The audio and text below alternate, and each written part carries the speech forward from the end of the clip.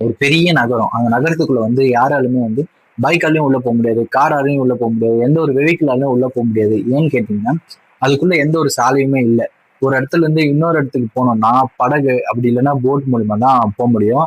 அது மட்டும் இல்லாம வந்து 50 டன் எடை உள்ள பாறாங்கல்களை வச்சு பயங்கரமாக வந்து யாராலுமே வந்து தகர்த்த முடியாத, அதாவது உடைக்க முடியாத அளவுக்கு வந்து ஒரு பெரிய செயற்கையாக வந்து தயாரிக்கப்பட்ட தீவுகள் இருக்கு.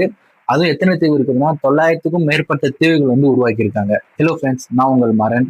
பசிபிக் பெருங்கடல்ல வந்து நான் மாடல் என்ற பழமையான ஒரு நகரம் ஒன்று இருக்கு. அந்த நகரம் வந்து உலகின் மிகவும் வித்தியாசமான தொல்லியல் தலங்கள்ல வந்து ஒன்றாக இருக்கு. இந்த நகரம் வந்து சாதாரண நிலத்துக்கு மேல எல்லாம் இல்ல. எப்படி இருக்குன்னா இந்த நகரம் வந்து ஒரு தீவு, அதுவும் வந்து செயற்கையாக உருவாக்கப்பட்ட தீவு மேல வந்து பயங்கரமா கட்டியிருக்காங்க. அப்புறம் அது மட்டும் இல்லாம நீரால வந்து நிரம்பிய கால்வாய்கள் வந்து அந்த தீவை வந்து இணைக்குதுன்னு சொல்றாங்க. அதனால இது என்ன சொல்றாங்கன்னா வேனிஸ் ஆஃப் த பசிபிக் என்று சொல்லப்படுறாங்க. வரலாற்று ஆய்வாளர்கள் என்ன சொல்றாங்கன்னா இந்த நகரம் வந்து சுமார் கிபி 1200ல இருந்து 1600 காலகட்டத்துல வந்து கட்டப்பட்டிருக்கலாம் அப்படின்னு சொல்றாங்க. சவுடலர் வம்சம் ஆட்சி காலத்துல வந்து இந்த பெரிய தீவுகள், ஏதாவது செயற்கையான தீவுகள் வந்து கட்டியிருக்காங்க அப்படின்னு சொல்றாங்க. ஆனா இதுலயே மிகப்பெரிய கேள்வி ஒண்ணு இருக்கு. 50 டன் கற்கள் எப்படி அந்த தீவுக்குள்ள வந்திருக்கும்? இந்த நகரத்தோட சுவர்கள் வந்து கருப்பு எரிமலை பாறைகளை வச்சு கட்டப்பட்டதாக சொல்லப்படுது. சில கல்லோட வெயிட் வந்து 20ல இருந்து 50 டன் எடை உள்ள கல்லாக இருக்கும்.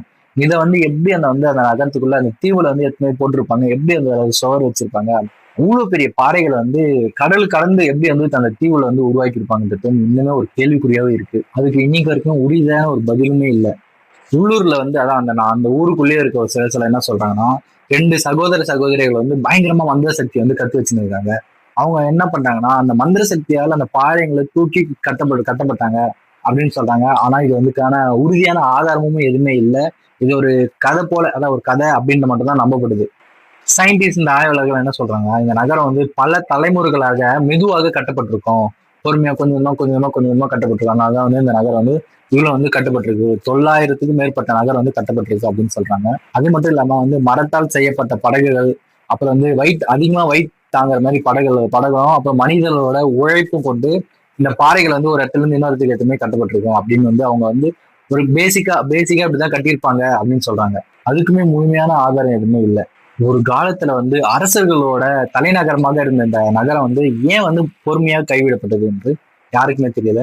ஒரு போரால இருக்கலாமா, இல்லைன்னா உணவு பற்றாக்குறையால இருக்கலாமா, இல்லைன்னா அரசியல் மாற்றத்தாக இருக்கலாமா, இல்லைன்னா மக்களுக்கு வந்து அங்க வாழறதுக்கான வசதி இல்லாம இருக்கலாமா, ஏன் இது இருக்குமோ யாராலுமே சொல்ல முடியல.